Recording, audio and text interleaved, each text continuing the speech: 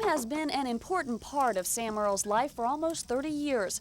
That's how long he's been collecting, restoring, and fixing old clocks. Just look around his house. You're sure to find one. In fact, hundreds of them. Some date back to the 1700s. One saying you rarely hear is, "What time is it?" Even though all the clocks are set to chime at different times. I think it's an old joke about the man with one clock always knows the time, and the man that has many is never quite sure of the time. That's just about the way it is.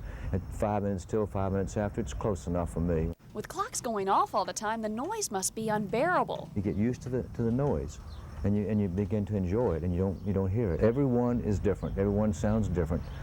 Some of them have a ting-tang sound, some of them have a deep melodious sound, some of them strike on a gong, some on a bell, but you can tell every one of them, and each is different, like little children. While Earl loves his clocks, he hates that once-a-year process of turning back time.